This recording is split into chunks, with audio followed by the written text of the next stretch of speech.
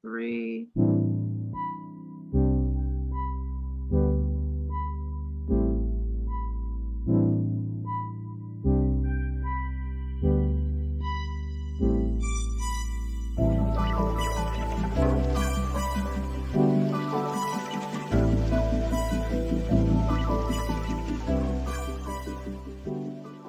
Oh, Foxy, it's your birthday. Not for real, just for play.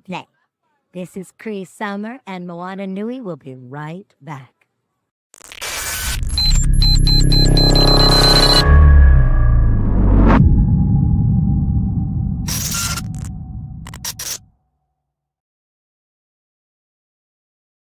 Hello, everyone. Thank you for joining tonight's special episode of Moana Nui and Blerdkast Live. We're going to be talking about the big thing that's happening next week, Dragon Con. For those that may or may not know, this is the convention that shuts down Atlanta Labor Day weekend. And we're so excited that both me and Mark, we have Charles McFall here with us.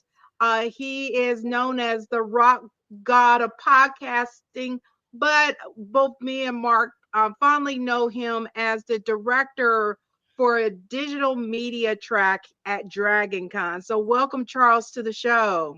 Well, thank you. I appreciate it. You guys do some amazing work. You do some amazing not podcasts. You do amazing podcasts, but what I'm saying is you do amazing panels at Dragon Con, and I'm so stoked to have you get both of you and your related teams coming in to do some great work this year. Yes, so we're very excited. I know, of course, your track always have some amazing things. And of course, I love the fact we're a digital media track for those that can attend, can still be connected to the convention and everything through the track. So can you kind of tell everybody a little bit about the digital media track and all that you do to make it the awesome track that it is? No, not really. Yeah, of course. So the heart of it is the heart for me. It's the same as the heart of podcasting, right? It's all about the show. It's all about why you jump in and do things. So we have gone from the podcasting track, which was very much what it needed to be. It was all about podcasting to now being digital media, and in being digital media, representing every aspect that we can of digital media. So the biggest thing I think I do is just make a way. It is here's the community, which is always growing. We have an open and free Discord that I think both of you are a part of. Yeah. And it just says, hey, what are your ideas? What would you like to not just even do on the track, but you can even suggest things you'd like to see that other people are like, oh yeah, I'd love to do that. And it's just, I keep using the word just. That's a 4-letter word. I hate that I use that sometimes because it's not just anything. It is very much a flow and a creativity of just making magic together with the audience. People show up, ask some great questions, they laugh, they give you the energy. You have so many different people on the panels creating for the topic that's at hand, and it's a lot of planning and work, but it definitely is all worth it in the end. Yes. And the one thing, I've been involved with Dragon Con since 2017. And of course, I got introduced to the digital media track. Um, I ended up getting pulled because I was asked to be part of a panel, and I was just like, "What's digital media track?" And then they were like, "Oh yeah, this is it." And I'm just like, "Oh." And then after that, it was just like, "Okay, yes, if they need me to be part of any panels or anything, I'm there. I'm there." And I think that really makes your track stand out. No shade to any other tracks. Sure. No Yeah. shade to any of y'all. But I just love how the format and how you really embrace the ideas from everyone who's part of the Discord and getting involved and just seeing just the complexity, but also the diversity of all the panels, the topics, everything. There's always something that for somebody on the track. Absolutely. It is man, it's hard to even put into words. It is very much everybody wants to be seen. And I have come up learning from others' mistakes. So started in podcasting in 2004, early. Like that was like the beginning of everything was then. And watched people gatekeep. There's actually a group of creators that the community called the Pod Mafia, because if you didn't go and pay them to be in their classes, you weren't getting into other stuff and doing other things. And I was like, no, I gotta break that down. I gotta stop that. And I was at a conference that obviously was not Dragon Con, but I was at a professional podcasting conference, and the guy running the podcast part of it was a media conference, but the guy running the podcast part was that guy. Like his network was 12 shows that were all just him talking about different things, and sometimes different co-hosts. I'm like, this will strangle us. This will kill us. This is not us being the digital media community. And as I liked watching all kind of different things. I liked learning all kind of different walks of life. I just wanted to do that differently. And so far, so good. Yes. Yes. And for this year, of course, every year, Dragon Con has different levels of stuff. You also, bring in new topics and new creatives and of professionals to the track too. What are things that people can look forward to that are that will be attending Dragon Con for the digital media track, but also the con as a whole? Man, there is just so much cool stuff going on. We have, well, okay, so first time ever, we have, it's not the first time I'm having a guest, but it's the first time having a family oriented guest, as in they create content for families with kids, and that's uploads of fun. And it's a dad and his two sons, and the wife, the mom/wife stays off camera but throws in verbal bombs, and it's great skits, and it's great fun, and it is very much like a PG-13 whole style. And when they hit our radar, or I guess technically we hit their radar, they were starting to try to do other cons, and they applied them. Like, absolutely, because we've never had a family friendly focused show come on, so they're going to be doing a number of things there. Second year we're of having TV's Travis doing Wait You Haven't Seen, which is about movies. Mark, I believe you're doing more this year than you've done in the past. Oh my God. I probably am. I think I'm doing a bit too much, but I know I'm on a panel or two. But I'm gonna go back and double check the spreadsheet and make sure I have everything that I'm assigned written down, because I have the tendency of overbooking so much stuff during Dragon Con, because it's my favorite con. So I wanna be spread as thin as possible so I can cover everything. Yeah. So that's the struggle, right? As you're coming as an attendee, which I believe you both are still. I don't think you've applied for attending pro, but because if you did, I would have seen it. I would like, yeah, let's do that. Yeah. I have been told I need to apply for that next year, so I need to make sure I apply for that next year. Right. That makes it a I'm gonna little look into that. because attending pro makes you busier, right? You'll show up on other tracks because they see the database, but also makes it easier because there's a 10 panel limit, right? And the con gets you your schedule. When you get your badge, it's in a different place, and it has a sticker on the back that has your schedule, so you can always look at it and see where you're going to be. So that's I've been there, Mark. I think the biggest year I did 16 panels, and that was when it was Friday to Monday. And well, I was trying to make a name for myself and get out. It was exhausting. It was a little too much. And I was director then, but it wasn't quite the lift that we have now. So, and it wasn't all on my own track, but it's a lot. So as an attendee, and that's the thing about Dragon Con, for those who don't know, anybody can be on a panel. You just got to make the connection. And for digital media, it's a fairly easy connection. You can go get on our Discord. You find somebody, like, right into either one of these awesome people, and they will tell you how they got involved, where you can get involved. And we all connect each other. We welcome you in, and you can be on the panels. And we have a great community that discusses that. It makes it so easy for you. Then there's attending pro, which you do have to have some credentials and prove yourself a little bit. And I can tell you, it doesn't take a lot, because I got attending pro when I was still trying to make the world understand who I was. and I felt like I didn't have, even I guess I did have credits. I didn't have a ton of, I didn't feel like I had a ton of credits, still got it. And now I can tell you what'll happen is if you apply and you don't have a million followers, the con kicks it to me. And then I look at it and I go listen to your podcast and look at your page and I see what kind of content. I might even come to the community and go, hey, do you know this Blerdkast guy? I don't you and they're like, oh, he's awesome. Let's bring him in. And it's like, oh, cool, gotcha.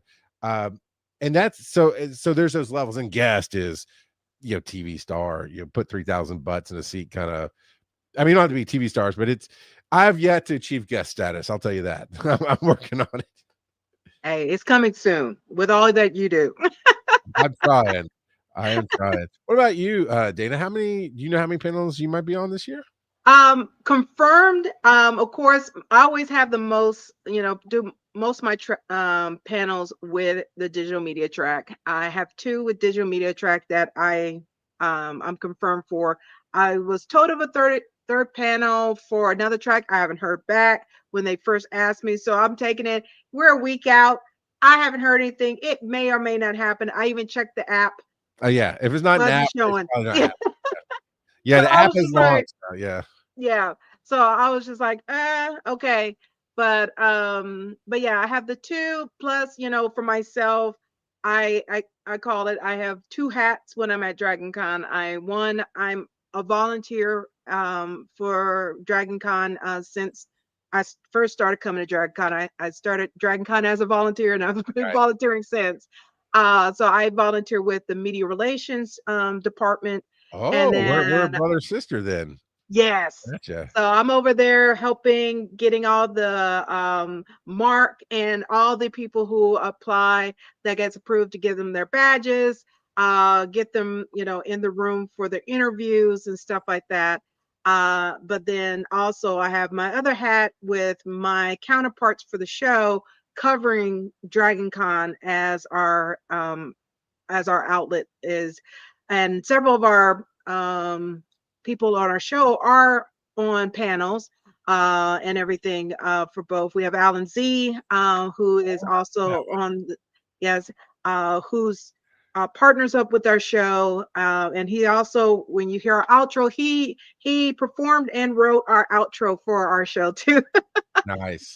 And then Joy Stevens, I know she has some panels with the diversity track.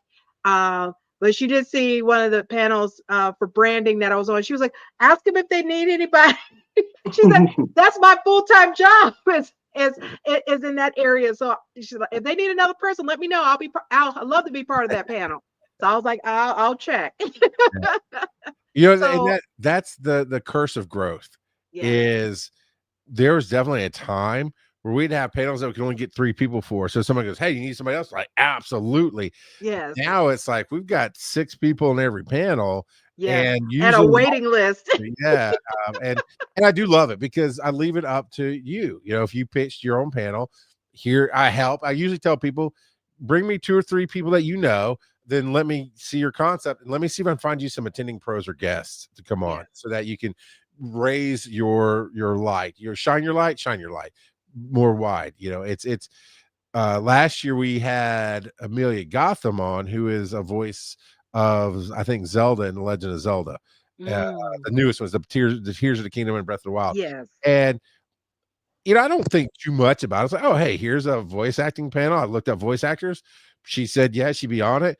And then I get a call like 30 minutes before the panel, like, hey, you gonna come get your guests and bring them over to Walk of Fame? I'm like, oh yeah, sure. And I ran over to Walk of Fame, brought her in the room, was like, oh, what? And then she said, I was like, cool. And she had a blast. And that's the kind of effect I'm trying to have is I've always thought, as podcasters, as creators, as digital media creators, we are the world's best kept secret.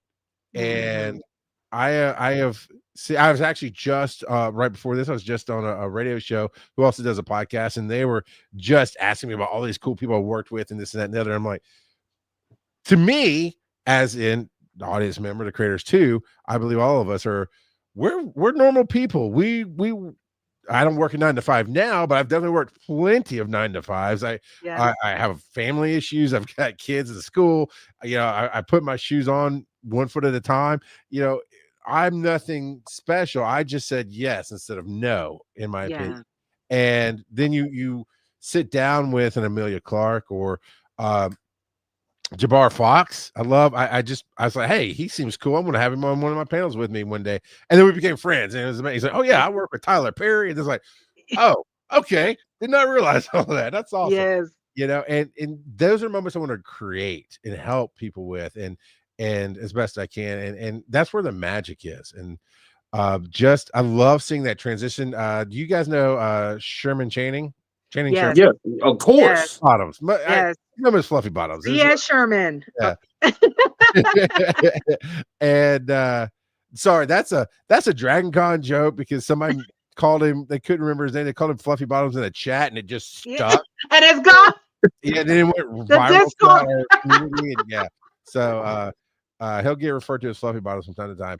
I loved watching his progression from asking questions to going, and it was always, I'm going to start my podcast, I'm going to start my show. And of course, everybody on our track is very encouraging, very inclusive. Like, yeah, you should do it. Here's some, we heard your idea. Here's some encouragement and some advice. And then the next year, I haven't done it yet. And everybody, then it became kind of aggressive. Like, why not? You've got great. Then the third year he had it, and now he's an attending pro, and he's Yes. transitioning from asking at the mic to sitting at the tables. And I just love seeing that growth. Yeah.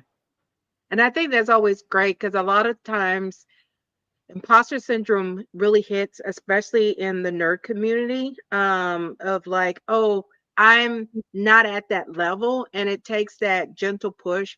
Or sometimes, like with Bar Fox, I like to say he likes to give that 300 kick to you right into that pit. Whether it's cosplay, whether it's panels or anything, it's really getting you outside of that comfort zone because a lot of times people can see stuff in you that you can't see. Yeah.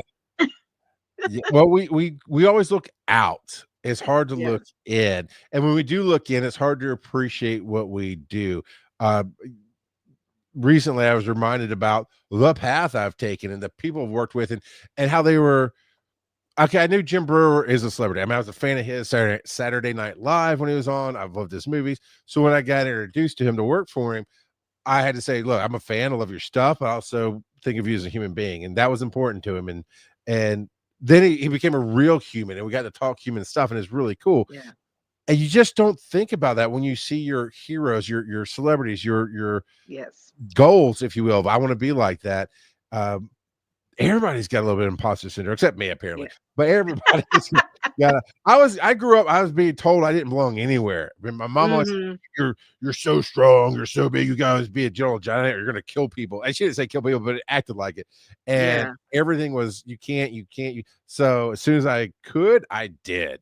And I won't let anybody tell me I can't. So I had I got that out of my system early. We even have a panel on imposter syndrome with people who do amazing work. And I mean, one of those is Phil Keating from Botched, and they've been headlining our show for years now on Sunday nights, finishing out the whole con for us and doing an hour and a half long show. And yet he will sit up there and go, yeah, I don't belong here. Another one that blew my mind, you may or may not know Brian Ibbett. He is we call him one of the founding fathers. He started a show called Coverville very early on in like 2004 and has done, I lost counts, like 12 or 1300 episodes just consistently through the decades. And he still doesn't believe he belongs at the table. And when he shared that with me, I was like, are you kidding me? I mean, you've got thousands of episodes. You're highly recognized. You're one of the nicest people in podcasting. You're so easy to work with, and you don't think you belong on a panel. That is insane. And that just talks to how our brains work. Like you said, as nerds, as creators, is I gotta tell you, if you feel like you don't belong, but you love what you do, you're probably doing it right. It's the ones that go, no, I belong here and I'm gonna fight to be here. Like I was. I mean, I was very much kicking my way into places I didn't belong because I was going to prove a point that usually you fail at. And it's not confidence is not ego. And that's something I've had to learn the hard way throughout my career.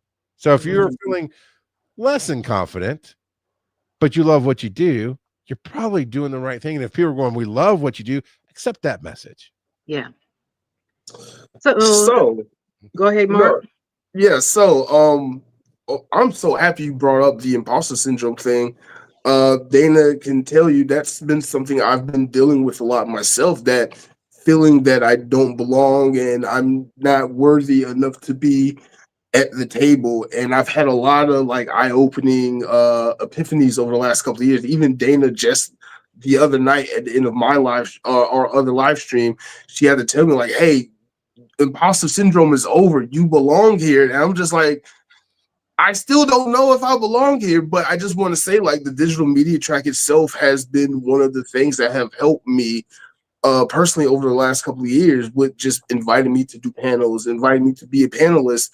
Now I'm bringing other people onto the digital media track and just letting them shine because I am putting myself a little too thin because I'm doing press and doing photo shoots and helping other people on their panels and shooting panels and all kinds of stuff. And I'm like, I still don't feel like I belong, but like you said, like I feel like I'm just enjoying what I'm doing and having fun and working on the confidence of okay, I am the person that does this. Like I'm still floored that people look at me as a cosplay photographer when I just kind of like I like taking pictures and having fun and making sure people are comfortable at photo shoots. I like just talking about nerd stuff. I've had a couple of panels with the digital media track over the last couple of years, and just being able to network with other creatives who are in the same boat as you are, regardless of their watch hours or subscriber count. Just like hearing their stories and being able to network with them, connect with them, has been huge in just building my own mindset up about what it is that I do with blurography. So I just want to thank you for that. Mm-hmm. I see. I'm gonna practice what I preach. I'll accept the gratitude, and I'm also gonna give it back because obviously, if I wasn't doing what I was born to do, I wouldn't be able to make a way for anybody to come in and for you to find your own. That is the greatest story I could ever hear. Not the. I mean, yes, thank you for thanking me, but it's your path of going. Man, I wasn't sure, but I just doing it. I love it, and I'm growing as a Mm-hmm. person. Is what I'm hearing, and I'm feeling better about myself. And that is the 100% why I started podcasting in the beginning. I thought it was I literally started because I knew I felt so alone in this world, and I felt like I couldn't talk to anybody about my life situations. And I knew statistically, I could not be the only one in this world who felt the way I felt.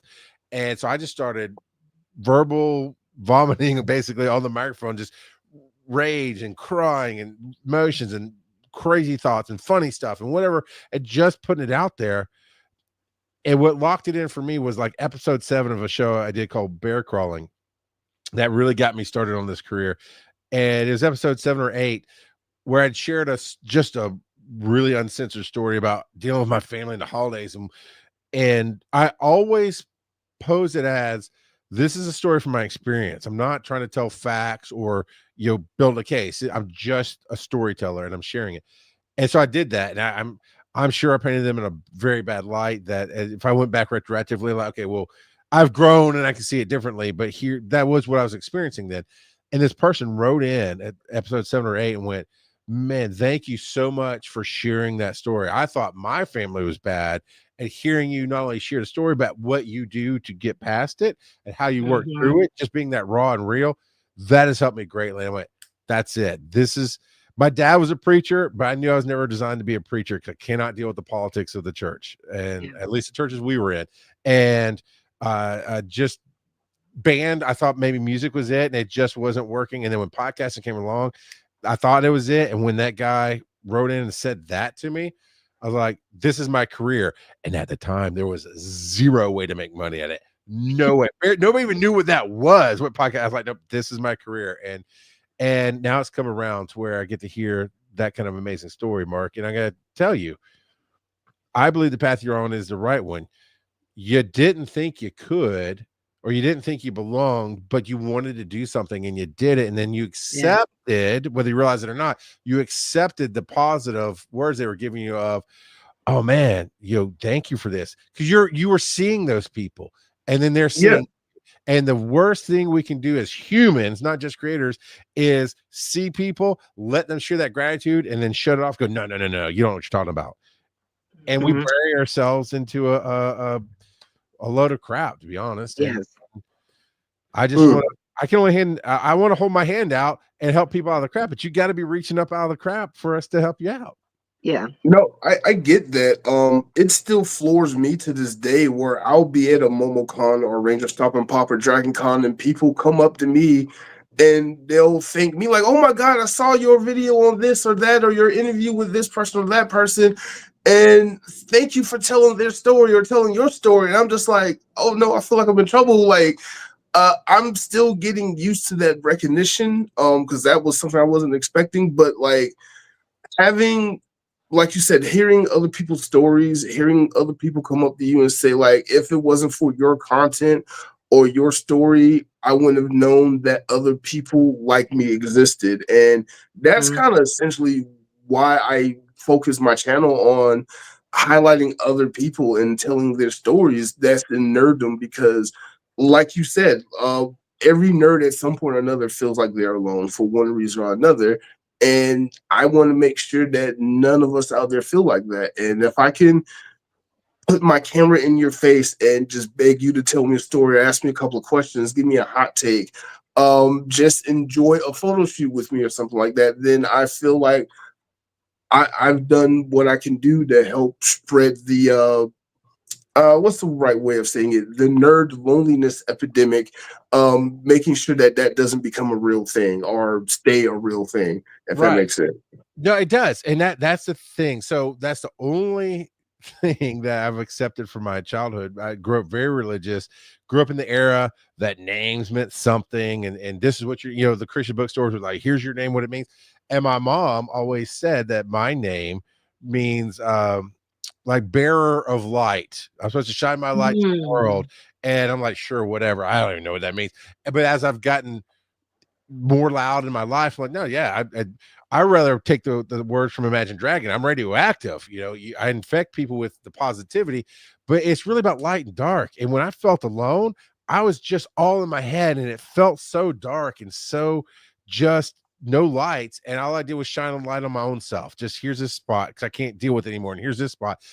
And then the light kept shining. And that's what you're doing is when people come up to you, man, that's awesome. When they come and say, thank you for sharing your story, or getting them to share their story. And Yeah. it's you're pointing out because you're interested in what they're saying and doing. And it's not a disease. It is not a plague. It is just nobody's bothering to shine the light. And the worst thing, and this is where the original for the DragonCon digital media track, the original blurred panel came from somebody who couldn't stand the light. And it broke my heart. There's a young lady, I won't name her, but there's a young lady who came in. I've always said, I will make a way. For those of you, if you're listening on the podcast, I've earned my invitation to many a backyard barbecue, let me tell you. But I am not born of the melanin skin. I am a big, tall, white Southern boy. So for me to put on a blurred panel and sit up there and host it might not go off as well as intended. But I will make a way and have people bring their ideas in. And she said, let's do this. Like, I had never heard the word blurred before, but instantly, like, oh, black nerd. I get it. Cool. And because I didn't know her or anything that she did, even trying to research her was hard. I put a host that I could trust on there, and another gentleman that did great content that worked. Both of the gentlemen worked in the blur community and fit, and everything was great.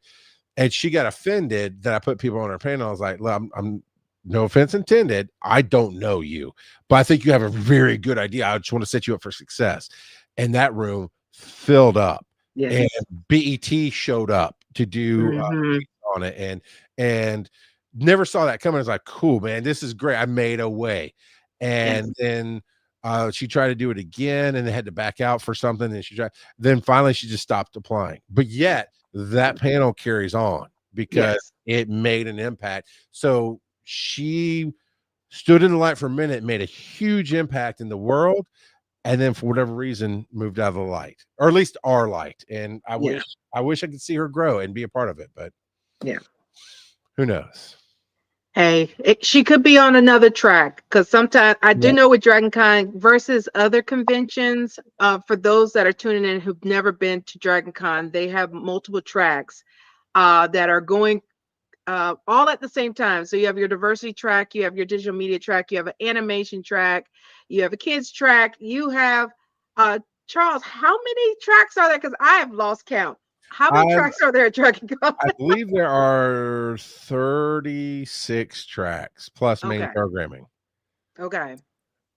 You know, So I get it mixed up, but it's a lot because there's something for everybody. DragonCon is what exactly. you want it to be, and it is.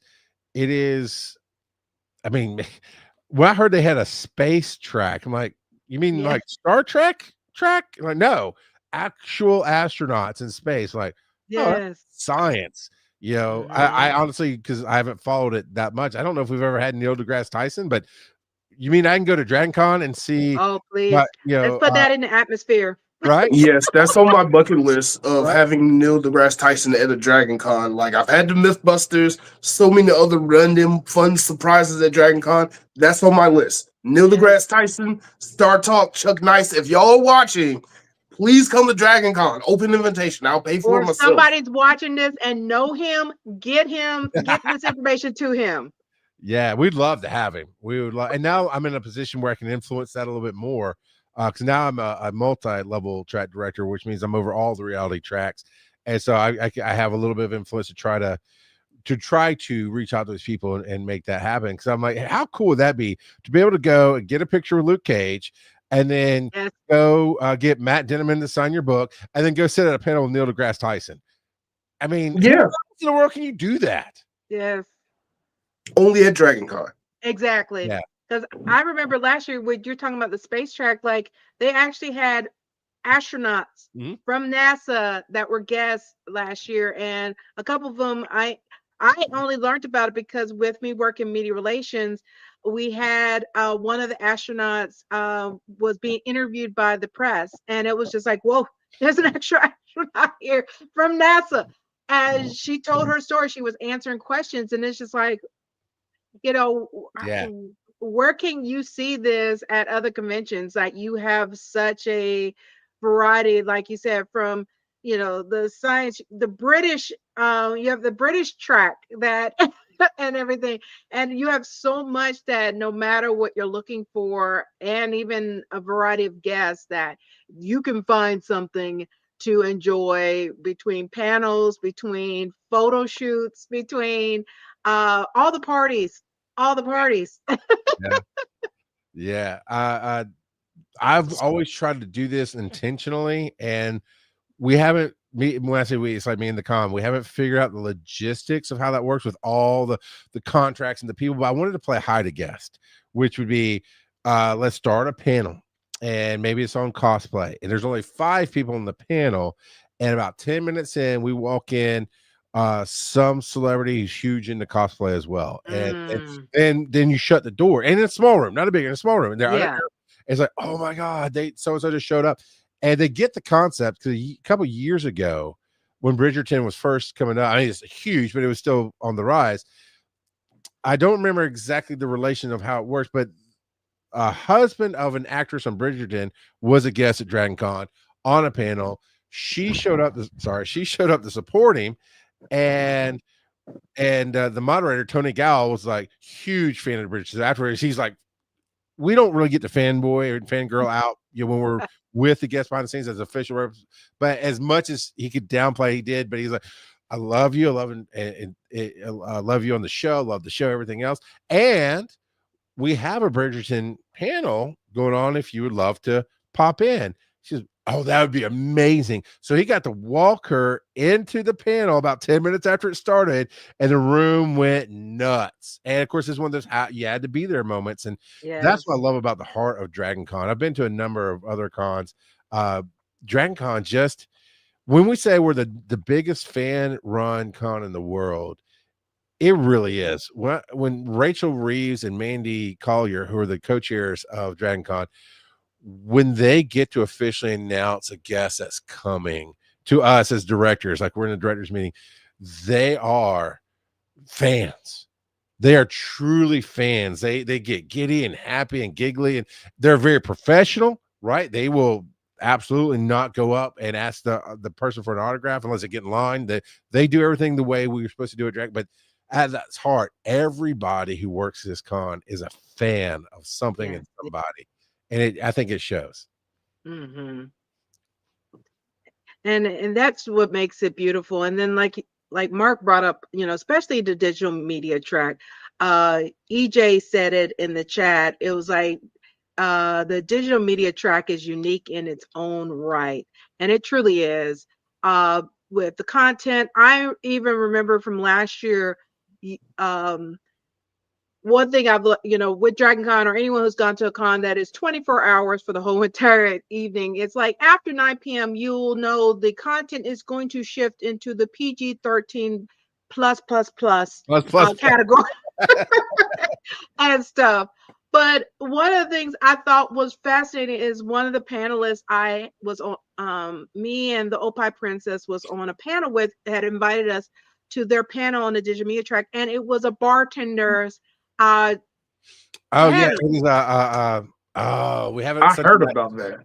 It's wasted knowledge is what Wasted it is. knowledge. And it was so good because one, you got introduced, like one of the bartenders had a blend of it was a Caribbean rum, and she got it from the different islands and brought it, and we got to try it, and I was just like, oh, don't introduce me to something I can't get regular. Right?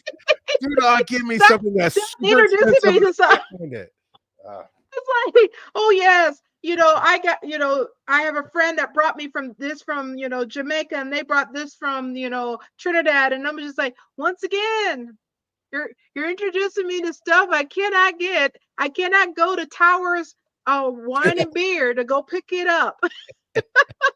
But it was fascinating because you learned also the history of these drinks and these liquors and everything. But you at the same time, it was a lot of fun, a lot of cutting up, and then you get to try all this. So I was just like, this is so awesome. But it just showed the variety this track has, that it's you can learn about podcasting, but you could also learn about voice acting. You can also learn about wasted knowledge with these bartenders that are amazing in their own right. But then you have all this, for kids, for those that are looking for content for you are a parent and you looking for content for your kids, how to deal with digital media with that. It's just a nice variety of content for the track, which you can definitely tell, like what you put into the track at the beginning to make it grow is now grown into this very beautiful track. And a lot of people like me and Mark end up discovering because of someone, like it was because someone told me, and they were like, hey, this person is looking for people. Her name is Tyra. You're awesome. I just had to say that. If you get on digital media track, you will meet or get to know Tyra. You'll know how awesome Tyra is. She is like the person behind the graphics for the track and stuff. So she has many, many hats. Many hats. So many hats. And she's my partner on Be Awesome Together on Tuesday nights. Yes. She leads the teaching. She's a professor of marketing and social media at Kennesaw State University. So she leads the teaching, and I just kind of keep up and tell my stories and crack jokes. But we teach creators how to build community and anything they want to know. And we literally, what's tonight? I lost track of time. So yeah, last night's recording, we talked about prepping for panels and as an analyst and as a moderator. And the last thing we covered was how to prepare to be unprepared, because that happens, right? And yes. That is the world of being a content creator, whether you're a podcaster or a panelist or anything. It is yeah. All I'm going to say to that is Dragon Con is notorious for having unprepared situations, and you just have to adapt. Yes. Um, I think that became my strong suit. Just happened to be in the right place at the right time, Yep. or the wrong place at the wrong time, depending on how you want to look at it. You just gotta pick up your camera and get your microphone and just kind of roll with the punches sometimes. But oh my god, I've gotten such amazing content from Dragon Con just because the unexpected happened. When I planned for everything to go left, it went diagonally, and I was like, you know what? I'm gonna just roll with it. So, oh my god, I love Dragon Con. Dragon You Con is can't, amazing. you cannot be a digital media creator, have that kind of energy, and not share a story. Give us a story. Okay. Um. Okay. I don't know. Like, I don't have the stories because like most of them are already just videos on my channel. Um. But So like, what you do is like, hey, go check out Blerdography on YouTube. Quit being lazy, Charles. Go subscribe. okay, all right. But no, seriously, like so many different things. Like with Black Geeks of Dragon Con, one thing that the directors of that photo shoot try to do is bring in something from the past year that's like pop cultural related. I think last year was obviously the was it last year or the year before last where they did the Montgomery Brawl. The Um, year before last. Yeah. so like just them having that forethought of like that being the biggest thing to happen in blurred culture Yes. and The that they faces making that people into a made shoot. when that happened. Yeah, Yeah. that was fun. It was captured in photo and all in 4K. Because no That one was knew what perfect. they were doing, and they popped it out on the photo shoot. So yeah. Yeah, it got big enough. I heard about it. I mean, it was that one spread like wildfire. Yeah. Well, Yes. yeah, yeah. And I cannot tell you how many countless celebrities that have I have Yes. just run into just like trying to get to a photo shoot and they're trying to be in cosplay, but like something's like kind of off. Like, wait a minute, you look a little too familiar in this cosplay. Why do I know you? I know who you are. Yeah. You're Spider-Man. Duh. Yeah. That happens a lot. But like I'm a huge fan of like really obscure stuff like Orville and like Don't Hug Me, I'm Scared, and just so much other stuff. And I found like a creator or a star of it or whatever, just trying to be like normal. Like, wait a minute, you're not gonna sit here and pretend like you're just the person who did this thing. I Yeah. know we're all just human beings, but like I'm going to geek out that you're just sitting here next to me, like watching me do a photo shoot and you're cheering me on. I'm not going to sit here and pretend like I'm not geeking out at that. Yeah. Oh yeah. Interesting story. From the first year, I was a volunteer, and Brian Dunaway was running the track. He lived in North Carolina, and in that particular year's when now digital media podcasting went from the second floor of the Hilton in a smaller room down to the basement. The Hilton had just remodeled the whole basement to where what we know is the Hilton now, as all that, because it used to be just big open space, and that's where the blood drive was. And yeah, back then with the blood drive, the air conditioner worked. What happened, Hilton? I'm sorry. No, we love the Hilton, and I do. I love the Hilton. I love the space. I love what they do with it. And I walk up to this meeting. It's supposed to be a tour to show everybody the rooms. And for whatever reason, Garrett Wan, who runs the Trek track and who is Ensign Kim on Voyager, Star Trek Voyager, right? He's like, hey, you're with digital or podcast. Or yeah, he's like, okay, I gotta ask you about this. Like, cool. We talked a minute. And then he just attached himself to me. And I didn't know what to do with that. So we're walking around doing things, and we end up rooms literally across from each other. And then every director's meeting I go to, he came and sat with me. And at some point, he's like, hey, let me get your number. And only then, as I started talking, my fingers forgot how to work. It's like, I'm sorry, dude. Give me a second. Because as cool as I could be, because actors are humans and Yes. this, and I've watched everything you've done, but it just took me a second to go, I'm putting Ensign Kim's phone number in my phone. Yes. Give me a second. And he laughed. Wait, It was good. did you save it as Ensign Kim? No. I put his Okay. real name in. I put his real name in. But that was that moment. It's like, and then we're still cool. You know, we work with each other and all that stuff. But it was just that moment. So I get it, man. It's you work with people and you do things, but still there's just something. And that's what makes us fans and creators is Yes. that still that passion. I love listening to a podcast called Smartless with three huge stars, right? Sean Hayes, Will Arnett, Jason Bateman, and they've all had different levels of careers, but they all are very famous, and they're just dudes who love to talk to each other and mess with each other. And their guest is always a celebrity, and they are always fans of that person. And I love it the most when two of them haven't even met that person, but they love their work. And just to see them turn into us, and just, oh, I can Mhm. ask you any question. I'm not going to hold back. I'm going to ask the dumbest, not the dumbest thing, but the thing that we go, oh, I wouldn't ask that. It's dumb. They're like, I'm going to ask it because this is my only shot to talk to you. And I Mhm. just that level of humanity connects us all. It's amazing. Yes, yes. And I think that's also, you can always tell the connection that the guest has to a convention. You see it at Dragon Con, you see it. We, me and Mark have seen it at Ranger Stop. That it's a when it's a convention that they're comfortable in, they become more like regular people. They're just like they'll Yeah. walk around and just think, nothing. Like at Ranger Stop, you'll see so many of the guests just walking, and they're like, "Yeah, no handler, no anything." They just like walking, and if they see people, they're like, "Hey," or they see someone that's dressed as their character, they're taking selfies with them, they're high fiving them, and you're just like, "Wait, did I did I just get high five by Walter E. Jones, the Black Ranger? I was just chilling over here talking to my friends."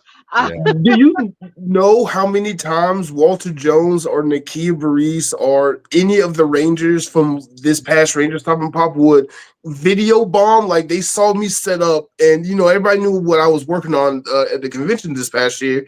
They Walter E. Jones intentionally like video bombed one of my guests that I didn't even realize he did until I was going back to trying to edit. Before I even did his interview, I was like, "Oh crap." I didn't notice that while I was filming it, but only once I'm like editing everything. I was like, they are really having a lot of fun up there at RSP. Yeah. That is yeah. that is the most fun. It reminds me of when the newest set of Star Wars were really, really big. I don't think the ninth movie had come out yet. And it was at Disney, I'm sure. And people were doing like Dragon Con. We have the photos where you go and you pay and you pose with the Mhm. actor, and they had like stormtroopers like as guards behind them. And whenever they go take the picture, stormtroopers take off their helmets. It's like Mark Hamill and Daisy Ridley and I don't know all what the I'll do if it was Mark Hamill behind me. right. Yeah, I wouldn't know how to react. There's no way. And what's amazing is most of the time, and it's a great montage clip, because most time, as you take the picture, you're in front of the backdrop, and so the stormtroopers kind of back behind you, and they took off the helmet and they just kind of look over, so they wouldn't even know for hours until they came back to pick up their developed photo and go, "Oh my God, Mark Hamill's in the background."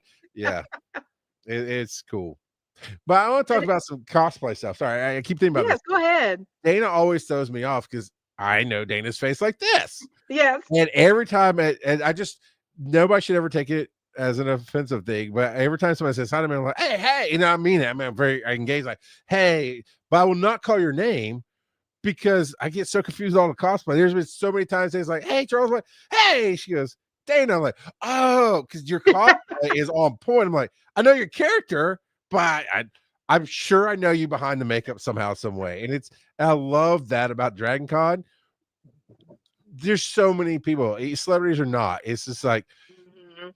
I'm sure we're cool, but Yeah. I just cosplay as somebody running around with their head cut off. That's Well, even as photographers, me and Mark can tell you, because that's why whenever I say hi to someone, I check if they actually know who I am and introduce, and then I say my name because we both experience this as photographers that we'll have cosplayers come up to us and they're just like, "Hey," and we're just like, "Hi," we're still being nice, but we're like, "Don't know who you are," and it's just like, "You're the 20th Deadpool I've seen today. Who are you?" yeah, yeah. So yes. Oh, we got a question from the audience from Bobby. He's asking, Bye bye. "What's the biggest change you guys have seen at Dragon Con from your first time to the latest time you went?" That's a Ooh, great question. that's a good one. So Um, go ahead, Mark. Go ahead. no, I was gonna say you go first. You're the Yeah. guest. Uh, mine was easy because the first year it came, I was looking to figure out what Dragon Con was to take it back to another conference to see how it could help that conference grow and be more successful. And it blew my mind, right? I mean, I was a rookie. I basically stayed in the podcast room. I would come in at 10, 11 o'clock in the morning, leave at like 5 o'clock in the afternoon because I was exhausted. And I saw the different cosplays. But what I've seen since then is growth that became a lot to where we have a nice area we like to be in. So I got to see Dragon Con go from we're trying to figure out who we are as a convention, and it got up to I think right before COVID in 2019, it was I want to say it was like 94,000 ish people. Yeah. It was a lot. It really was Yes. a lot. And Yes, then it after was. COVID, with restrictions, we've built that up. But now we found that spot of about 74,000 ish people, and then they found ways to include more people with DC TV and streaming and those kind of things as well. And so that's the biggest change I've seen is it's a not it now it knows as far as attendees, it knows who it is as a con. And that's been it's if you can feel it, I think, when you walk around the con now. Mm. Hmm. What about you, Mark? I would say so. I just had like a old people epiphany.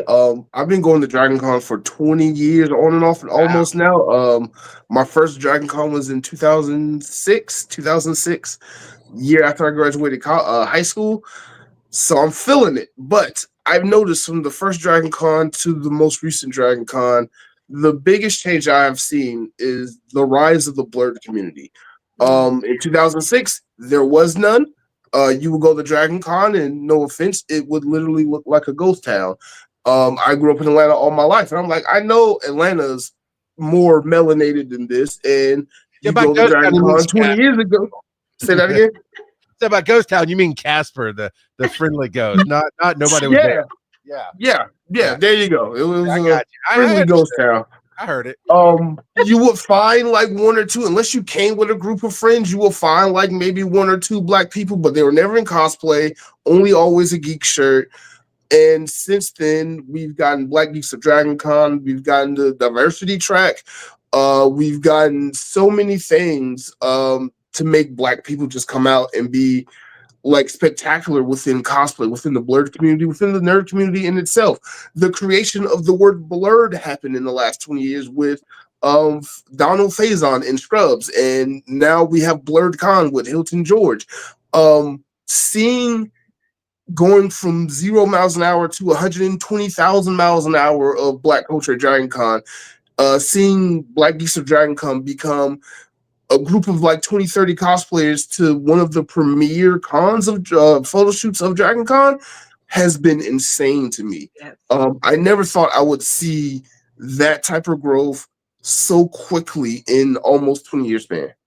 Hmm. And as far as myself, like I came in as a volunteer, and um, one, I did not realize, all the opportunities within Dragon Con because I came in for my shift. I was pretty much there all day. When I joined, that's when the diversity track just started with Dragon Con, so it was getting its legs together and grown. And of course, it was very small. It was in the smallest room in the Hyatt at the time, at the very bottom. And then now it's grown to almost triple the size of what it was when it first started.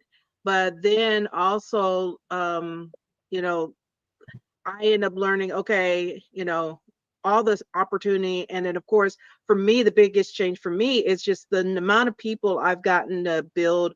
Um, I became I call my con friends, my con fam, that I built, that I met at Dragon Con, because a lot of times Dragon Con may be the only con I see these people at because they're from overseas. Like from the Yeah. UK and other places, and that's the only time I get to see them because they invite me to their conventions. I'm like, when I have travel money like that I can go to your conventions in the UK, Mhm. Oh yeah. I'll let you know. But Dragon Con is that one con that I know I can see most of the people in the community that I've gotten to know in this one place. I may see sprinkles at MomoCon, I may see sprinkles at this convention or other conventions, but Mhm. Dragon Con is where I see the most people at one time. And it's become more and more people there because they're trying to, everybody's starting to they hear about Dragon Con. The only issue that we have with it is sleeping rooms.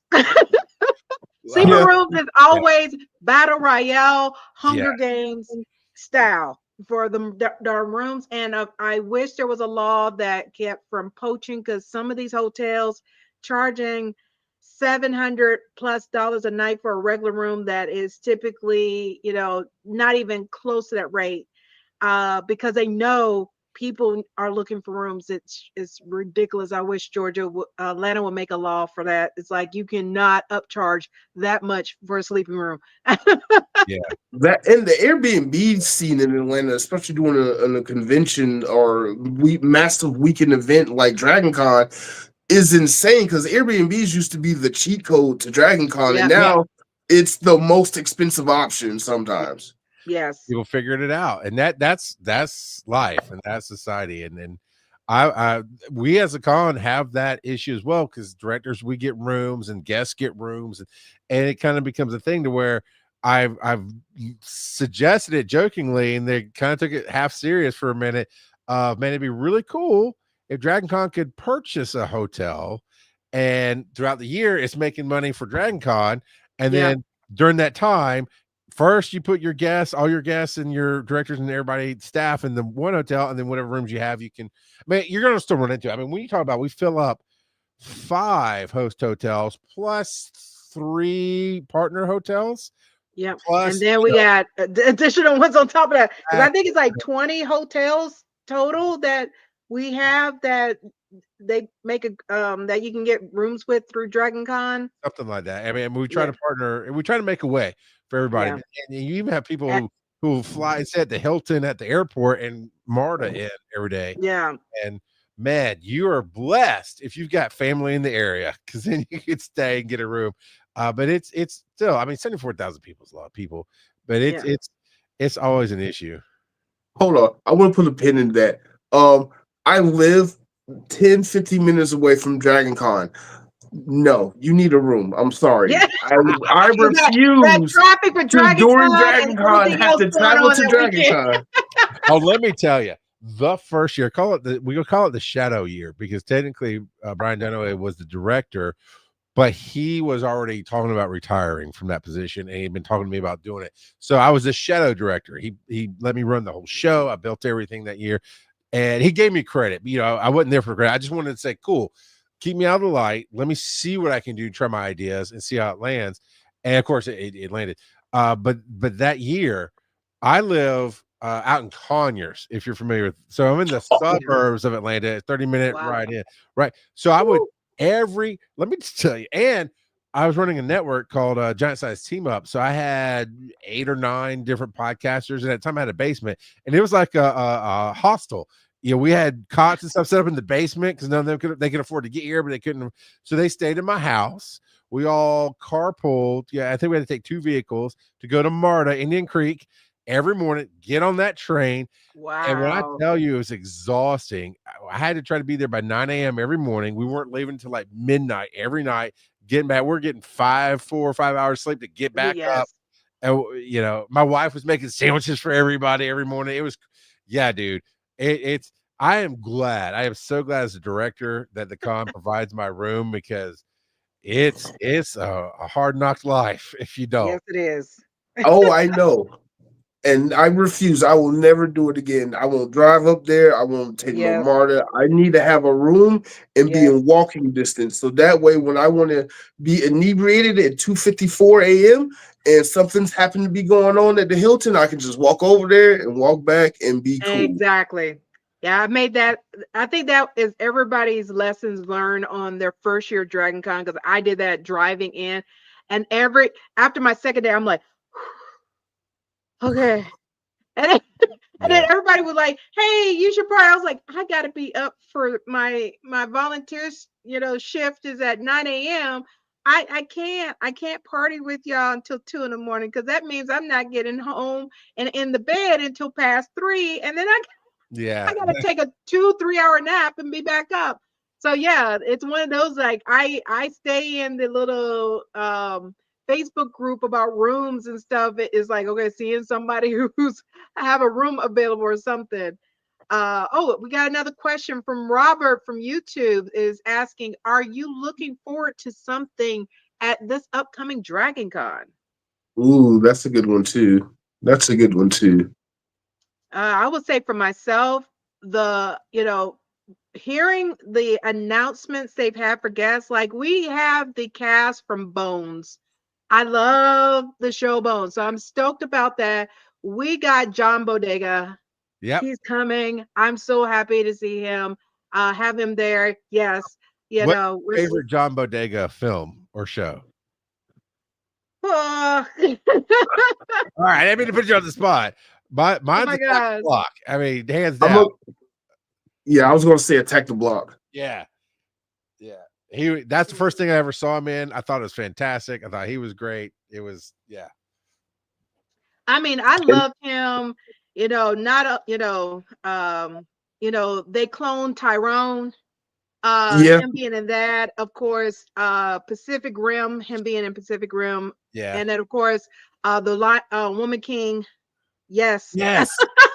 those are my top three outside of Star Wars, which I feel like they did them wrong in Star Wars, but thank you. I was about to say that. Like, come on, what you laid all the groundwork for him to be a Jedi, and you didn't make him a Jedi. Stop. Right. The only reason why I want to interview him is to ask him that question. So if I get him as a press interview, that's what the whole interview is going to be about. Just putting it out there. Yes. What about you, Mark?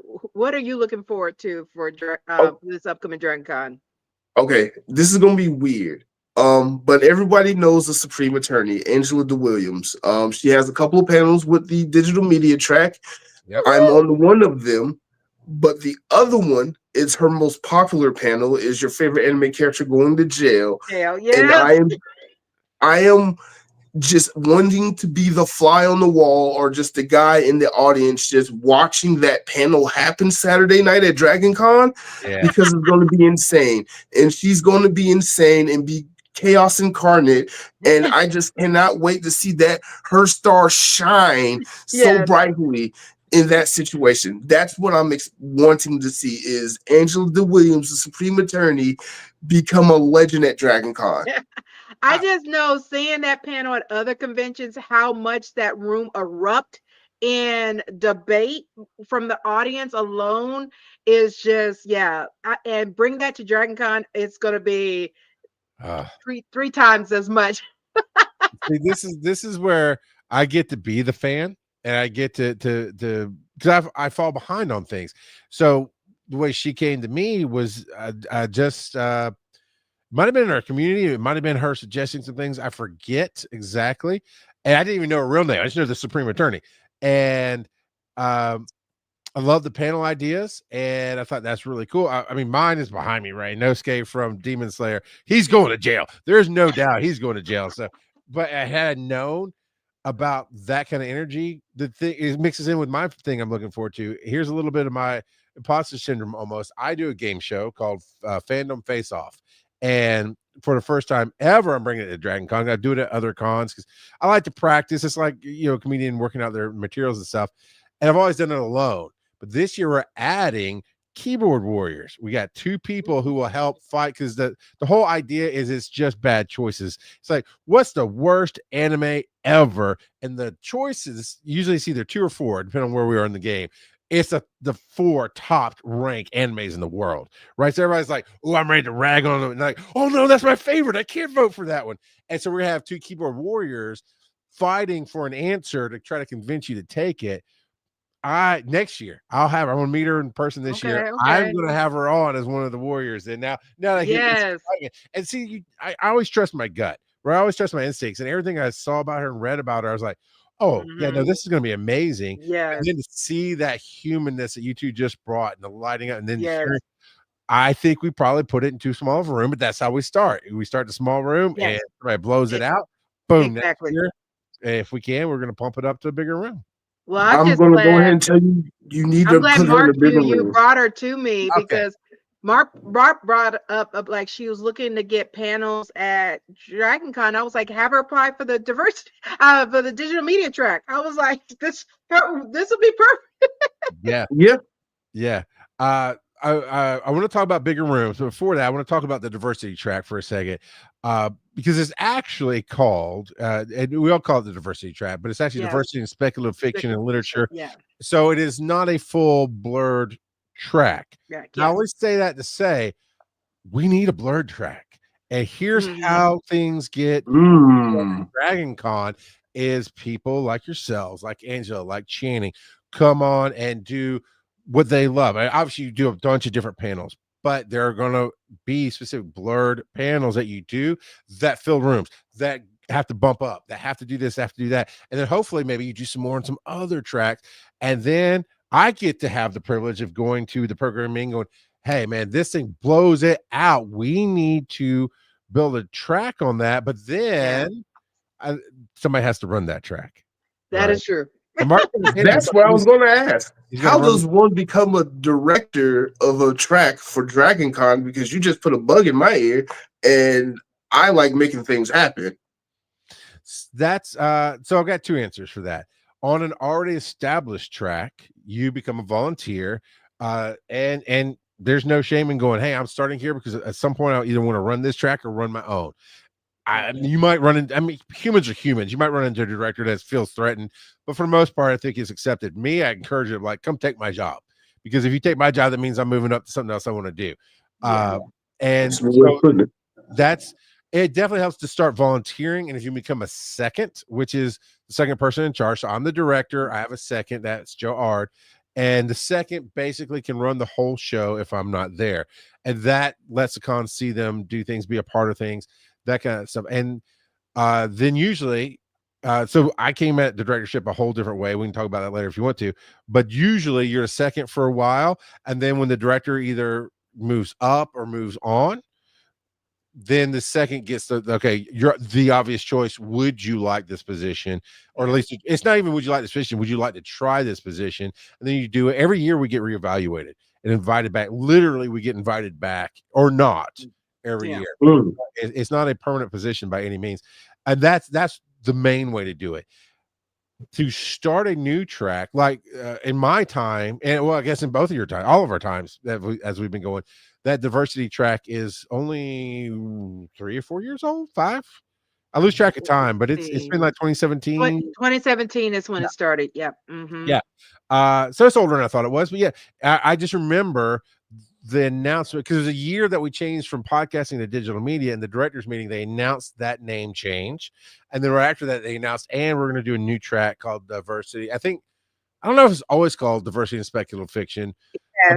but they did. But we just everybody just calls it diversity track Right. for short.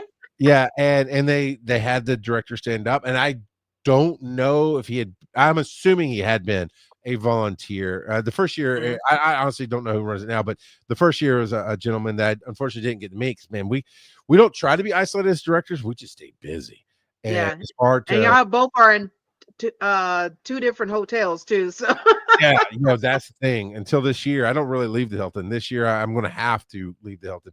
But so that's it. Is essentially, I would imagine, it's mine was a very rare story, and I was still a volunteer for a year before I became the shadow director, before I became the real director, and it Mhm. was still not a natural path, and it worked because we make it work.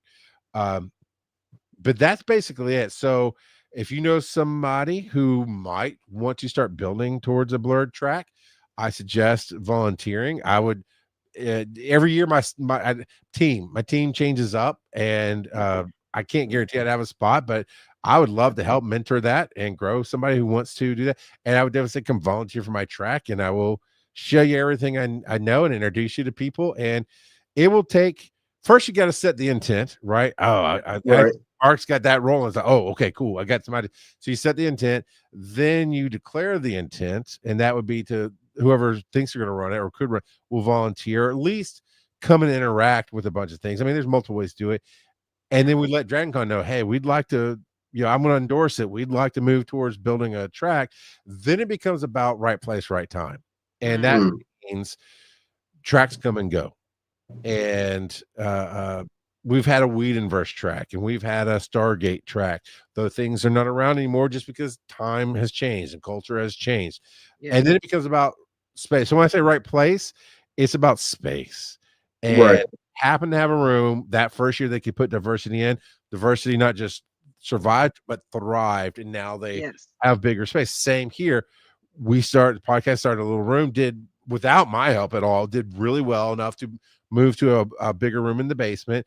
And then I took it to, we own 2 rooms and most of the crystal ball room.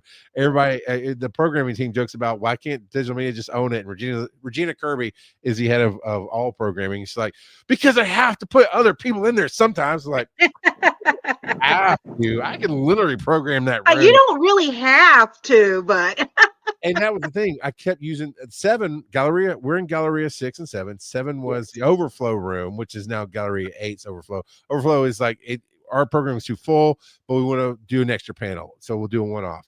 And I just started putting a bunch in there, and finally, and I kept asking for more room. Finally, she goes, "If I give you Galleria 7, will you program it?" I'm like, at the time, naive, I thought, well, that's a dumb question. Of course, I'll program it, but it's not a dumb question because not every director pushes himself like I do, and they don't have to. Everybody meets the minimums. There's a minimum, and the minimum's great. It's a lot of work. It's a lot of work to do the minimum at DragonCon. I just feel like I'm leaving voices out every time I fill up a schedule. So when I get in a room, I'm like, yeah, let's go. And we have not missed a beat with that. And this year, I think we have the most programming we've ever had in the Crystal Ballroom, which is the one in the Hilton as well, just upstairs. And yeah, so let's whatever I can do to help make a Blerd track happen. I'll be sad because I'll have to try to bribe people to come put Blerd stuff back on my track. But that's when y'all can collaborate, because we do see a lot of tracks collaborate together. So it could be a collaboration. Yeah, no, I like owning. No, that's the wrong words. I like being it in my influence, sphere of influence. You can edit this. It's not live, right? You can edit things. It's all good. And what I mean by that is there are collaborations. I'm bad at it as much as I'm a great team player and I make ways for people. The 2 years I tried to collaborate with other tracks, I'll just talk about the last one, was animation with Renee. And Renee is amazing. And she and I are both on the spokesperson team, and I love her. And we were doing, I don't remember, some panel that somebody had suggested that was a great overlap with animation. And so what that typically looks like in collaboration is I put it in my room. They also put it on their schedule. So there's 2 different places that you can see, go here and do this panel. Like 2 weeks out from the con, which is very busy time, right? Whoever put on that panel, the whole thing canceled. They couldn't come. We couldn't do it. Oh, no. Okay, cool. No problem. Took it off my schedule, put something else in a spot. Didn't remember I'm collaborating with her. Didn't let her know it changed. So the day of the panel, people were getting confused. She came over like, what happened? I'm like, what do you mean? What do you mean what happened? I had a panel cancel. Like, oh, and then as soon as I had a panel cancel, I'm like, oh crap.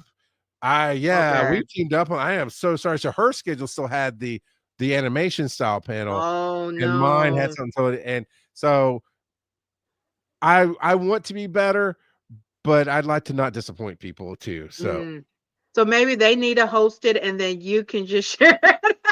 Yeah. I mean that there's that.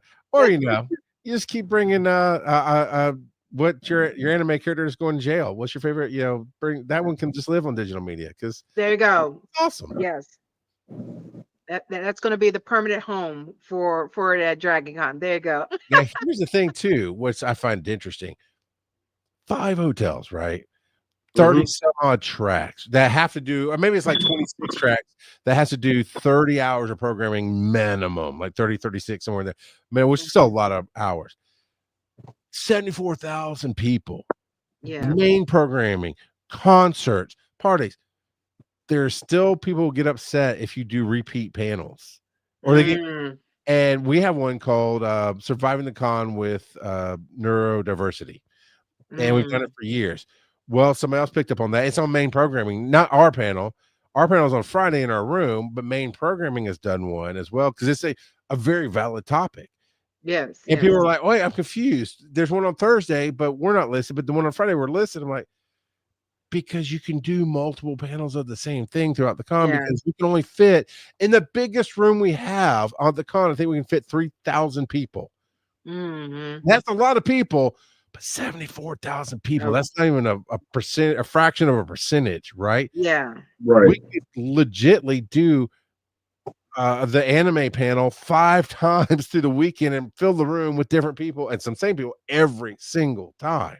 Yes, yes.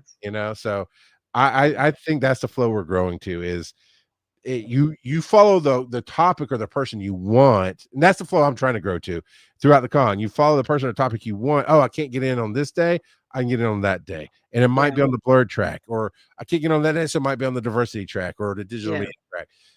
That's let's share the love. Yes, yes. All right. Well, of course, we're at the top of an hour, and I always like to try to be respectful of everybody's time. But everyone, once again, thank y'all for tuning in. Of course, Dragon Con is next week. If you haven't got your tickets, you can still go online. They have day passes for if you just want to go for a Saturday or something. Now, do know Saturday is very limited on that. So if you're planning to go on Saturday, get your tickets as soon as possible. Do not wait until Wednesday of Dragon Con when everybody is in that long line trying to get tickets and Oh get their badges. yeah, To be honest, it might be too late now. I'm Just Yeah. being honest. no, I'm looking now. They do Saturday is the first one that sells out, Yes. and Yes. right now it is still available. It is still available. Yes. You cannot walk up to the con and buy passes. No. You Now, have that to do it ended online. in 2023, wasn't it? That was the last year Yeah. of doing it. Yeah. Mhm. So you have to buy it online. Right, because every con is a con of lines, and we are very good at lines at Dragon Con, but the line to buy a pass versus pick up, it was just confusing and long, and it's a lot easier just to go on your phone. There are QR codes posted around, but yeah, I think you're right, Mark. If you get to Wednesday of next week, the night before Dragon Con, they're probably going to be sold out. So Now, get them now. Saturday, you're Yes. not going to find. Saturday, you're not going to find. You may get Sunday or Monday, but Saturday, yeah. Oh yeah, you can always get a Monday pass. They never sell out of Monday passes for some reason. Funny enough, and we even laugh at this internally. Last year, we actually sold out of Monday passes. And it was like towards the end of the con, but yeah, Okay. so they brought it this year. Like, you won't believe it. We sold out of Monday passes last year. We're like, no, it's because they also limit a number, right? And Mhm. especially on Monday, things are wrapping out. We Yeah. have a hard stop. Like they say, do not make any panels past 2 p.m. unless you get special permission, because sometimes it is needed. But it is very much the loadout team, the Dragon Con team that takes apart everything. They still have Monday, the rest of Monday, and all of Tuesday working. So Yep. it's very much, yeah. So, but yeah, crazy enough, it actually sucks. I would have said the same thing. Like, there's no way Monday's. Yep, it's sold out. Wow. And So, I've made if this you got your joke. tickets, get them. Yep. I've made this joke before, but I said Dragon Con needs to start selling Day Zero Wednesday passes because, like, Yeah. people are Because showing up on Wednesday. Like, day I zero say this every becomes year. Dragon Tuesday. Con needs to be a 2-week convention. It needs to be 2 weeks. Sorry, just saying. Not for us volunteers. Not for us volunteers. No. Now we turn it into a Dragon Con theme park that's content based, not ride based, and now we just get to work there year round. I mean, come on. Yes, That would be that's cool. true. And that would go well with the Dragon Con Hotel. They can take over the Cortland Grand because that one's struggling. I love the Cortland. Well, they just finished remodeling. Yeah. They just remodeled. So I'm Okay. looking forward to seeing what it's gonna look like. Because they sent out an email. What was it? last week of the week before, saying they just completed renovations. We'll see. Okay.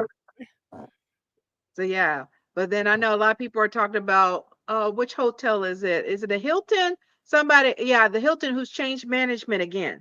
So a lot of people are like, Ownership. It changed ownership. Yeah. oh, Yeah. ownership again, yes. So they're kind of looking at it because they said the last time ownership changed, that's when they had that whole, oh, you can't bring external liquor into the hotel, and they were checking everybody.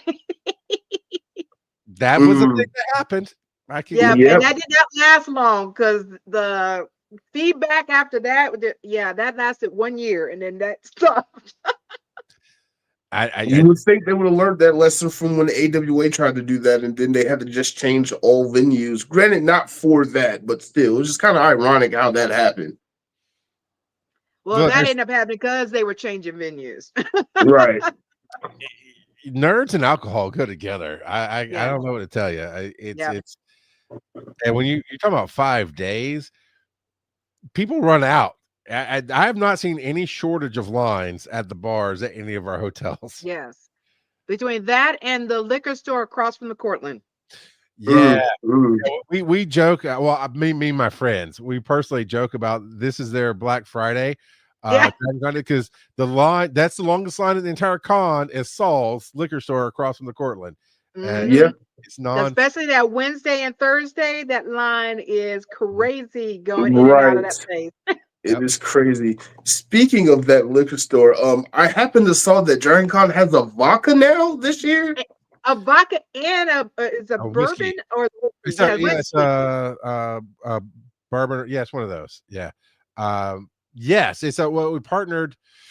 So we've always had a mead, and that's the one I remember the best because it was just announced a couple weeks ago. But yes, there is a partner that has that's local that has made a vodka and a whiskey, and I wish I could tell you what it tasted like, but they wouldn't let us near the bottles. Not the Yeah. company. Mm. Dragon Con, like Dragon Con was holding on to it because everybody and there's like, can we taste something? Like, no, we have a meeting to do. You cannot have any of this. So yeah, Mm. I'm And Okay. I do know that several of the liquor stores around Atlanta do have those available for people to purchase. Yes, they Uh, will. I've had the Dragon Con mead, and I've been like, this was better sitting on my shelf, just as a constellation prize. But I yeah, had to try it, and I was like, and they got to do better. But I'm looking yeah, forward they to do trying the have. Dragon Con.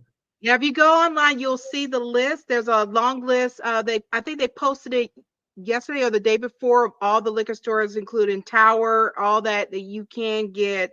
The Dragon Con, vodka, and I think it's whiskey. I don't know. Is whiskey or is it bourbon? I don't know. Let me look. It is bourbon. Old Fourth bourbon. Distillery. I knew that. Okay. It's bourbon. I just looked it up. So yeah, so they do have a list of stores, and then from what I understand, they will have it available for sale at the con. Is that correct? Yes. Okay. Yes, that is correct. So yeah, so if you are in the Atlanta market, unfortunately, it is only Atlanta in the Atlanta market. You can be able to purchase it at the listed liquor stores, or try to get in line and buy it at the con while supplies last. And And they make honestly, great belated birthday gifts. yeah, they make great thank you gifts to directors. Just putting it out to the audience out there. You know, And volunteers. and volunteer exactly. Uh, and they've been working on this for a while. I'm just looking through because I'm always curious about whiskeys and whatnot. It's aged 4 to 6 years. It's Oh wow. 100 proof, and it's only $40 a bottle. Oh, that's Nice. exactly what I thought it would be. All right, yeah. That's Perfect. not bad. Yeah, some people love to get a little snooty about names, like, oh, we're gonna put Dragon Con on it, we'll double the price. They did not double the price. That's a very Nice. reasonable price on Yes. this bottle. And the logo on the bottle is so good. It is so beautiful. Miles said he volunteered once. I'm good. It's not for everybody. Yeah, I have a friend of mine that he came the year that was 94,000 people, and he had never been, and he is 5'2", I think. And he went out on a Saturday on his own, And when I saw him missing, I was like, where's Hammond? Like, I don't know. I was like, you let him go on a Saturday by himself? Why would you? It's not like he's a child. Like, no, he's not, but he's never been to Dragon Con. You need a buddy system. You don't Yeah, necessarily agreed. wander around on Saturday by themselves. Even now, buddy system. And so he was found rocking in a quarter later, and he refuses to come back because he was just so overwhelmed. Yeah, and I've noticed that with a lot of folks. I tell people it's two extremes for Dragon Con. You end up really loving it, or you're overwhelmed and you're like, nope, no more. Yeah. And you can be both. I mean, you won't get to the no more, but you can love it and be overwhelmed. And Yeah, that's me. you find places to D people. And that's why, you know what? That's one of the reasons you want a room very close by, because Yes. a lot of us who do the shows and the panels and like, okay, I've got a 2-hour break. I gotta go back to my room and just be quiet for a little while. Yes.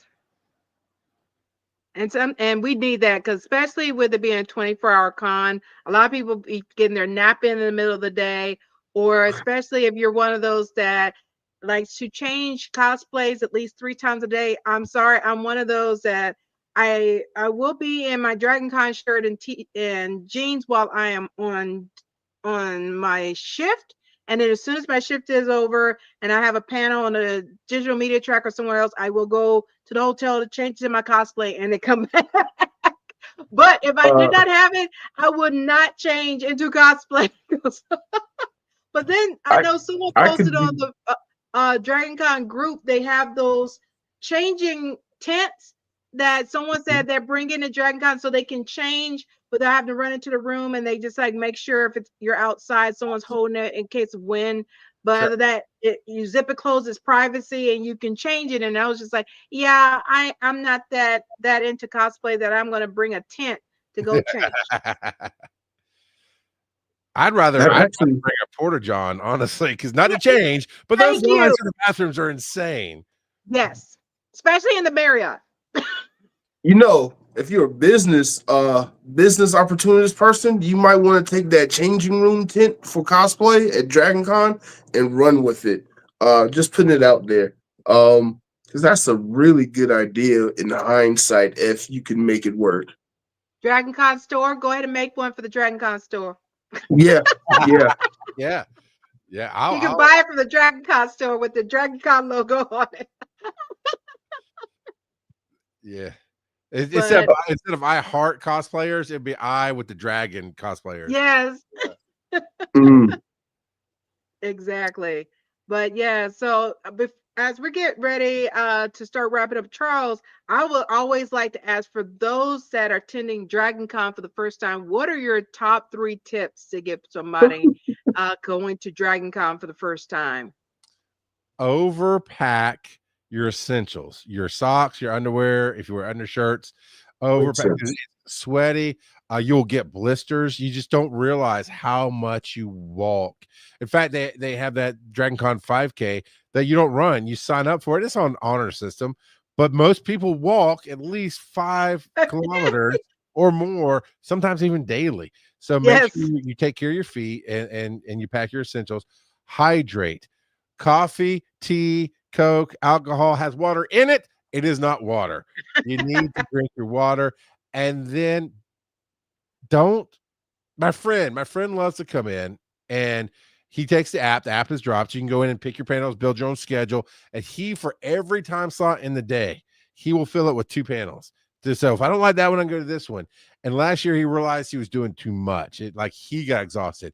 And so leave you some breathing room, or at least leave you some mental grace to say, I'm not going to push myself for those panels. I'm going to have a top tier. I've got to see these, and some that's okay if I miss them, because there are going to be times when you're just going to run out of steam and you need to go find a quiet place and eat healthy foods as best you can, and drink your water and rest. Yes. What about you, Mark? What's your top 3? Find a friend. So since I almost died at Dragon Con that one year from dehydration, I'm going to add not only water, but electrolytes, Pedialyte. Get some Pedialyte. Because Gatorade and Powerade is just like sugar for electrolytes, but get some Pedialyte. Also with that, save all the alcohol drinking for when the sun goes down. like especially like on a Friday, Saturday, Sunday, start drinking when the sun goes down. You'll feel a lot better, especially if you get older. Um, and last tip, because I learned this from last year, there's no shame in just posting up and staying at one spot and letting people come to you. Because if you sit in one spot long enough, especially if you're like at an intersection or entryway, you're gonna run into just about everybody at the con you want to run into. Especially like if you like me and you're popular in cosplay, stay at the Hilton. Just sit somewhere at the Hilton. The whole con is gonna rotate around you. You Yes. don't need to because I overdo it too much all the time, every Dragon Con. So I'm learning to hack me in a sense and just enjoy the con with doing the least amount of stuff possible. Exactly. And then for me, I'll give if you're trying to cosplay or just as a attendee, uh comfortable shoes, make sure you break them in before you come. Don't decide to wear them for the first time when you get to the convention. I see that with a lot of the cosplayers that come, both being a photographer and being a volunteer, because yeah, the amount of people that have that, I call it there's a walk of shame, but then there's the walk of hurt feet that people do, especially ladies with them heels. You are walking at Dragon Con unless you have been trained to be in heels for a long period of time. You're going to start doing that duck walk because your feet hurt. Mm. And also comfortable shoes, break them in. Of course, as a volunteer, um, I know at other conventions they have the rule of thumb that is 1-3-5, which is one shower a day, 3 meals or some kind of food that is actual food, and then at least 5 hours of sleep a day. They always tell us as volunteers we have to do that. So I recommend that for everybody because it is a 24-hour con. Get that because you're going to die if you don't. And please Yes. see the first part, the one shower a day. One shower a day, please. It makes you feel more human. Like you don't realize how much you get going. Cause I've done that in the past, right? I've gone and gone and gone and gone. And then about 3 to 4 days in, I'm like, man, I feel off. And somebody else goes, you smell off. It's like you get that shot. And it's like it rinses the world off you. Yes, it's clean and you smell better, but there's something about getting that shower that just makes you feel more human and Mhm. gives you energy, and it just helps. So I agree. Yes. So yes, get that shower for you and all those around you. And then of course, um, look at the maps of because with Dragon Con being multiple buildings, that way you can plan accordingly. Don't be trying to get somewhere in 10 minutes or less. That's not going to happen, and not Mm-mm. even in the same hotel. Nope. So, Mm-mm. if you're trying to do back-to-back panels and stuff, and they're in all different hotels, you're not going to make your panel unless you leave the panel early. Because getting from even with the Sky Bridge from the Hyatt to the Hilton, certain days that Sky Bridge is moving like very, very slow. You're going to spend 15 minutes in that Sky Bridge just trying to get from the Hyatt to the Marriott, and then you I still got a got to get pro over tip. to the Hilton. I got a pro tip for that one. It's easier to go around the hotels than to go to the Sky Bridge, especially between the Hyatt, Hilton, and the Marriott. Just go down to the street level, go the side streets. I know it's an angle going up, but if you're going from the Hyatt to the Hilton, it's perfect. But if you're going all the way around, get your step counter in. But it's so much faster to go down and around, or Yeah. to go up to go down. If you're in the Marriott, take the elevators up to go down. Pro Yep, tip. yep. So, Get in line early. Get yes, it, and it didn't. And this is a sign of growth, and I love it. It didn't even used to apply to some of the smaller track rooms or I say smaller. We're not small, but like digital media, Star Trek. But every track now pulls yes, lines. Not every yes, necessarily panel. So if you want to be there, get in line. And if it's a celebrity panel, I learned this. yes. Fortunately, I got in line, but I learned this the last year Stargate was here. It's their 10th anniversary of the show going off the air.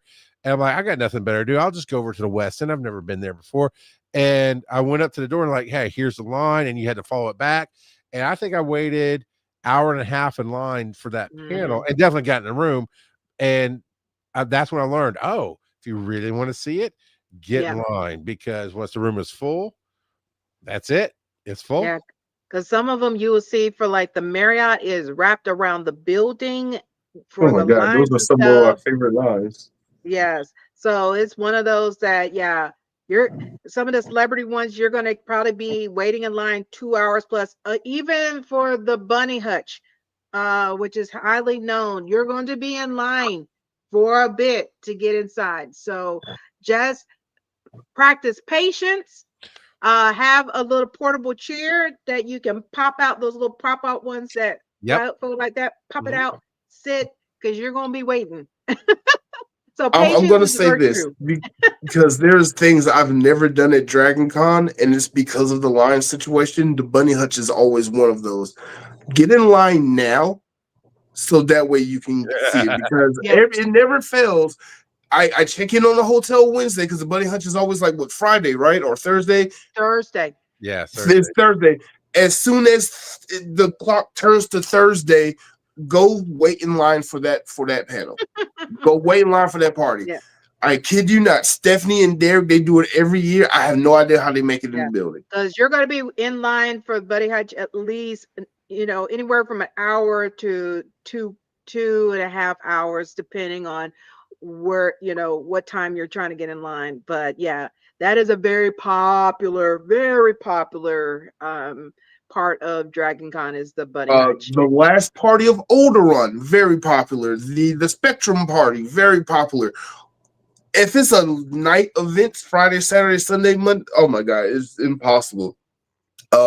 Sometimes you just got to be your own party and be the party wherever you are. That's what I try to do. Yes. And ladies love to not carry purses. And I get it. Put your ID somewhere, because after it's for programming, it's 10 o'clock. Depends on the programming, but a lot of these parties, these programs at 10 o'clock, they're going to ID you. And no, you can't just get in, because we have to make sure, because there's so many people, the bartenders aren't going to have time to check IDs. We have to make sure everybody in that room is of age to drink. Yes. So make sure you have your ID, because I hate when I have to turn somebody away, but I will, because if I can't see it legally, you're not getting in. And you'll see a lot of people that be wearing, especially women, their fanny packs. They'll be wearing their fanny packs because it's right there. They can get right in it real quick.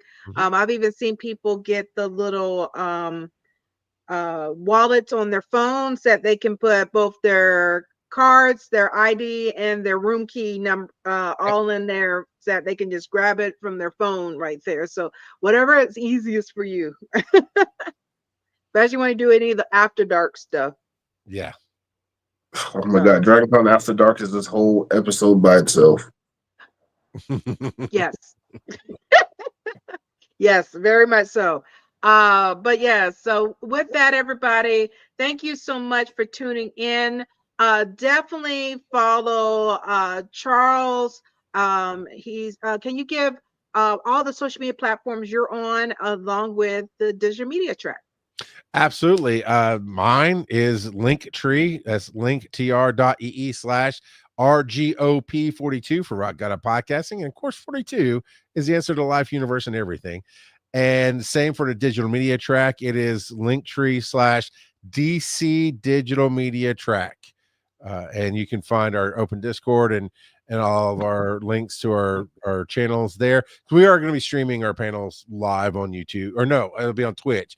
Yes. And we have one for Gallery 6, one for 7. So all those links are there. Perfect. And then they also have all the links for all their panelists. Also, you'll find on the link tree for digital media track, including myself and several others. Their links will be on in the link tree also, because Tyra made sure she got all that from everybody. That's crazy. Tyra really upped that game this year, because I didn't know she was doing it. And I was like, what is this? She's like, oh, I just thought I'd do that. I was like, woof. Well, you're gonna have to keep it up, because people are gonna expect it now. You set a standard now.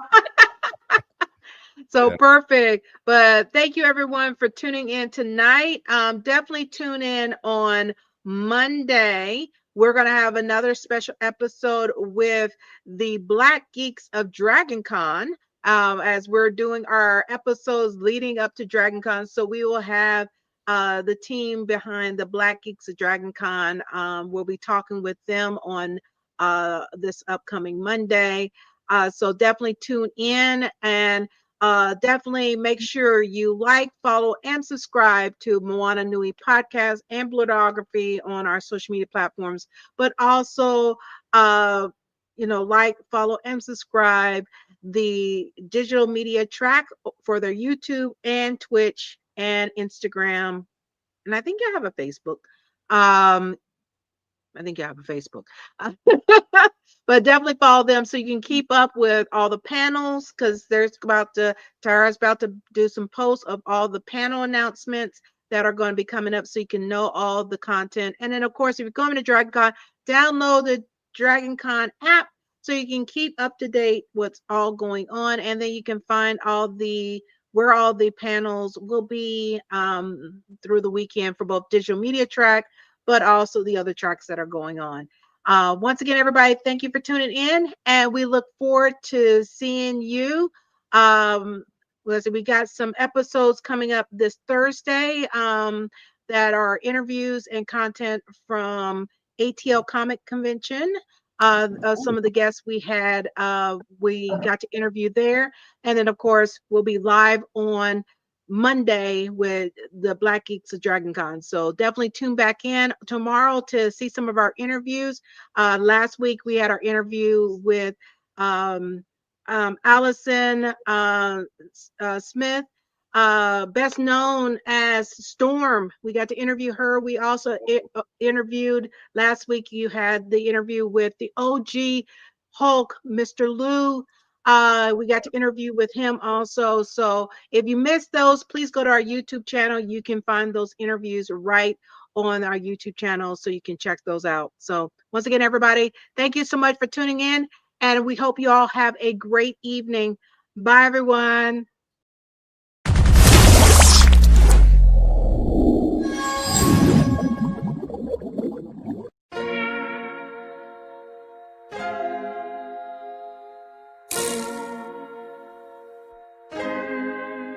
So many stories left to tell, even if we have to ourselves. Can't keep history on the shelf. If they won't tell it, we will. If this the land of the free, it was a freedom then. When they annexed Hawaii and called it Cedar Land, without any type of payment and no signing off. Called themselves the Republic in 1894.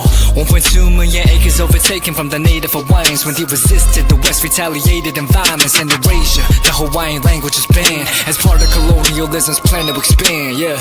Stuck between a rock and a hard place. Multiple bombings of Kaho'olawe. As a part of their ongoing war with Asia, used it as a place for target practice. No consent or compensation. Colonizers call for annexation. No regard for all the locals. School will never let you know. So many stories left to tell, even if we have to ourselves. Can keep history on the shelf. If we won't tell it, we will. Too many stories left to tell, even if we have to ourselves. Can keep history on the shelf. If we won't tell it, we will. We will. So if we put Hawaii into perspective, well, Black and Asian history is interconnected. Considering the fight with the Pacific, then of course versus Asia, they was treated as a middleman for war, but didn't let the Western colorism run its course. Cause dark skin was a sign of dignity to core. The land was taken in the name of capitalism, when prior to it was an actual kingdom. Clap back at the system. Stuck between a rock and a hard place. Multiple bombings of Kaho'olawe. As a part of their ongoing war with Asia, used it as a place for target practice. No consent or compensation. Colonizers call for annexation.